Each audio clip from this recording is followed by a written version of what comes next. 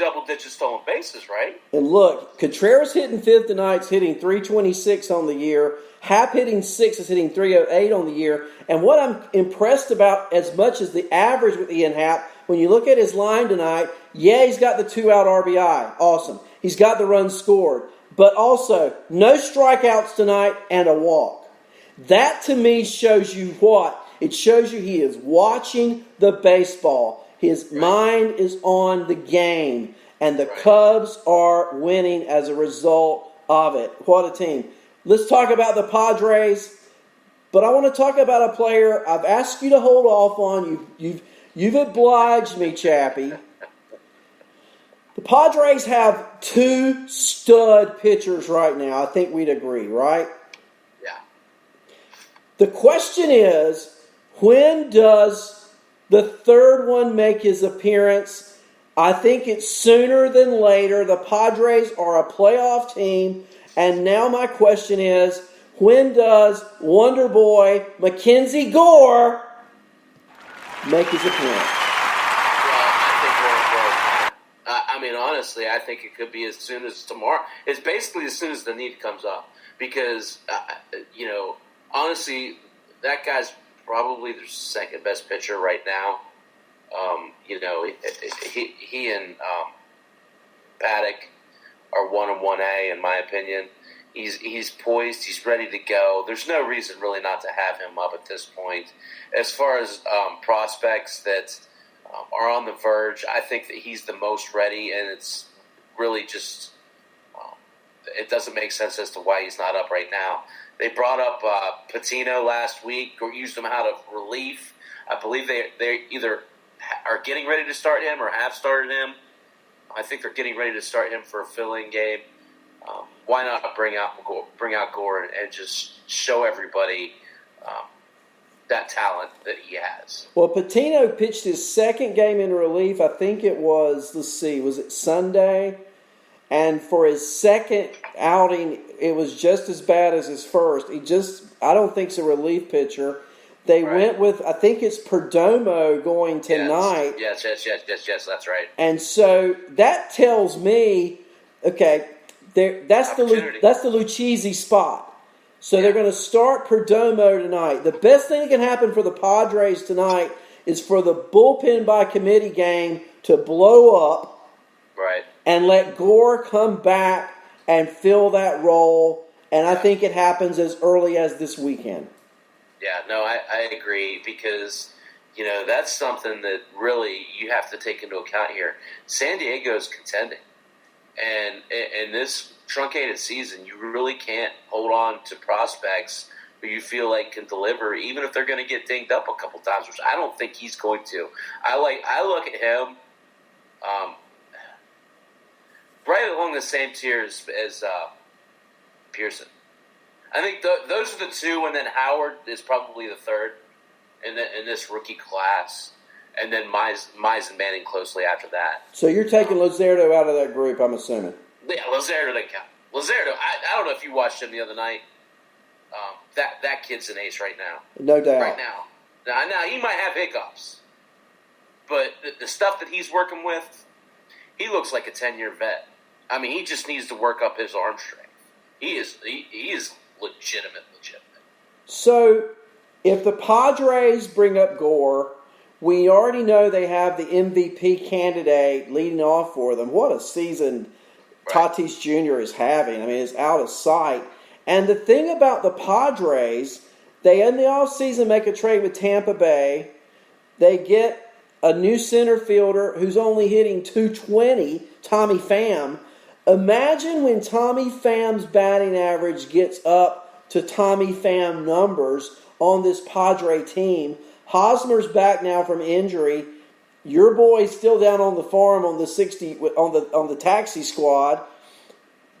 What I'm getting at is the Padres have not really peaked as a team yet.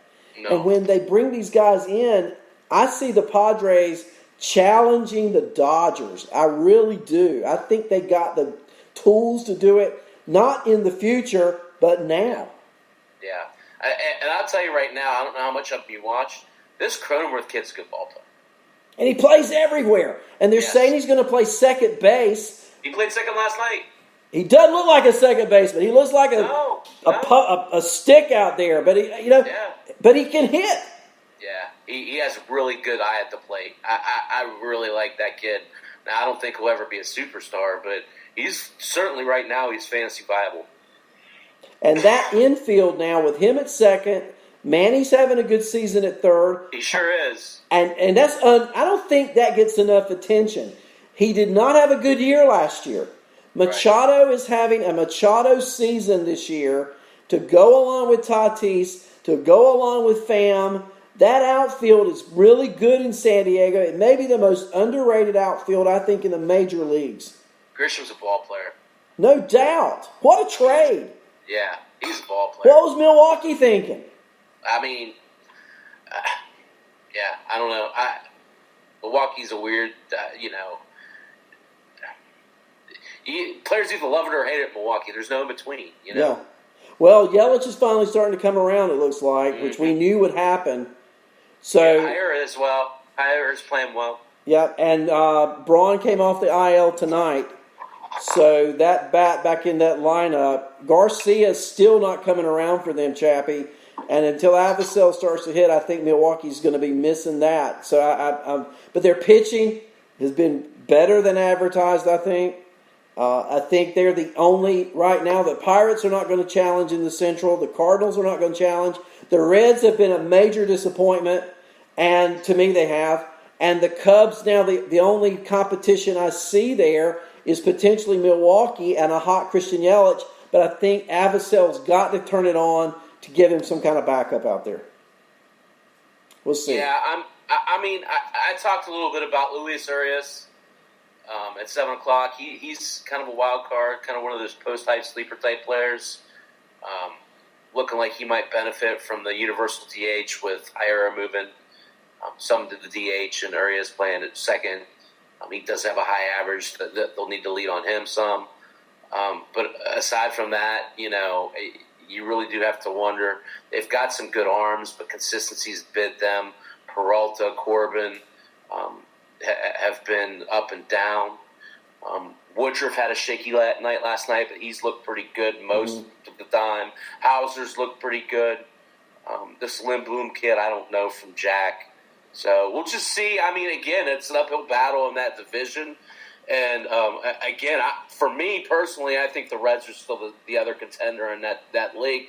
But just because of the front end of the rotation with Gray, Castillo, and Bauer, and the way they're capable of hitting the ball, if you're going to Cincinnati, they're going to be tough to deal with. The thing with the Reds that really concerns me, maybe three things. And let's talk about those just a moment. And let's take them one at a time. First of all, the Reds are not a group that have played together very long. Right. Second, the Reds are not used to being the top dog. They're not used to getting a team's best shot every night. They're going to get that this year because the talk has been on my show, your show, the Reds are a team to contend. And now teams are taking them as contenders, not as pretenders. And then finally, and it can get better, Chappie. It's got to get better, Chappie. That bullpen is in shambles right now. And until that bullpen gets better, you can pitch great for 7 innings, but if the last 2 you suck, you're not going to win many games. Can I add a fourth? Please. Their defense sucks. Their defense is terrible. Think about their defense. You got a third baseman playing at second base. You got a shortstop. Galvis is a good shortstop, granted, but he's not been the most consistent defensively this year. Suarez is coming off of a back surgery, so he's not 100%. That's going to affect his defense. The defensively, Nick Castellanos is a hole in right field. No doubt. It's trouble. It's trouble. And when you're in these close games down the stretch, the teams that you're playing against that are contenders are going to play defense. And doesn't it always seem to happen? The ball will find the worst defender. And it always found me, Arn. Can't you just see a tight game, late in the game, and a sinking line drive tailing away from Castellanos.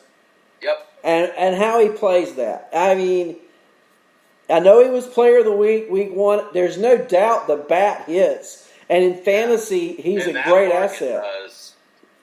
And that part can play. Oh, man. But he can't catch a cold in wintertime. He can't catch a cold in wintertime walking naked in Central Park. During an epidemic. I mean, just the way it is. Okay, I want to jump ship here with you. Tonight, I want to talk about two teams. And this short season, tonight is a lot of teams' 15th game, Chap. You know what that means? Yeah. Quarter of the season. Okay, two teams that one of these two teams, they're playing each other tonight, I had written off before the season started. I said there are three teams in the major leagues who have no chance of making the playoffs, and the Orioles come into tonight 7-7. They were trailing the Phillies 3-0, heading into the 7th inning. They now lead the Phillies 5-3 going into the 9th. Listen to these averages, and I want you to tell me how you feel about these players for fantasy. These are Baltimore Orioles. Let's save the best for last. What about someone like Nunez? Nunez, who is hitting .293. Renato plays third base. He has 5 home runs on this early season, and his OPS is 1.017.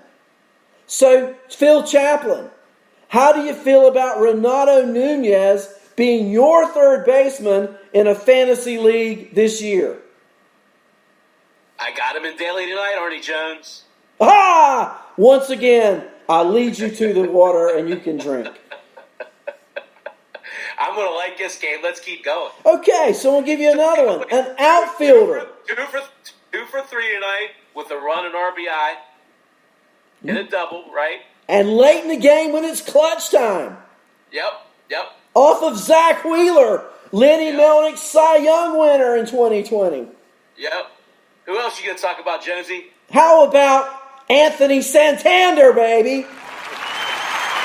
In 63 at-bats, a .270 average, 3 homers, 15 RBIs. Is he a yes or is he a guess in fantasy this year? I got him on my stack again tonight. Santander and Nunez so far 2 for 4 with a run and RBI as well. 2 for 2 on this game, buddy. How about, let me give you a couple more. These are Orioles. How about another third baseman, Rio Ruiz? .270 average, 3 homers, an .889 OPS. Hit or miss in fantasy, Phil Chaplin? I don't have him in my stack tonight, Arnie. I got to tell you that. But I am definitely a hit on this. I'll tell you, and it really kind of, the Orioles 1 through 4 is shaping up to be a pretty formidable group. And we're not even talking about some of these guys who we thought we might be talking about early. Guys like Austin Hayes, guys like Ryan Mountcastle. I think it's interesting, and it shapes up well for the Orioles in the future. Not distant future, this year. This year, they're 7-7. They win tonight, they're 8-7. Their top 4 hitters tonight, Chaplin, 7 for 15. With 4 runs scored and 4 RBIs, and I haven't even yet mentioned, drum roll please, or at least imagine it, Hanser Alberta, who's hitting .343 with a .915 OPS, a stolen base. Tell me he's in your stack tonight, Phil Chaplin. He is in my stack. He is the third. I paired those guys up with Alex Cobb tonight. I haven't looked at my scores, but hopefully it's working out, brother. Well, Cobb maybe not. Right? Just like you drew it up. Cobb went 5 1/3, gave up 2 earned, 2 walks, 2 Ks. Nothing spectacular, but nothing that horrible either. Well, that's the thing. And that's the thing about DFS. When you play a guy like Cobb, you need your offense to perform because it's not about Cobb giving you all these points. It's about him not killing you. It's about him giving you 15 to 20 points and then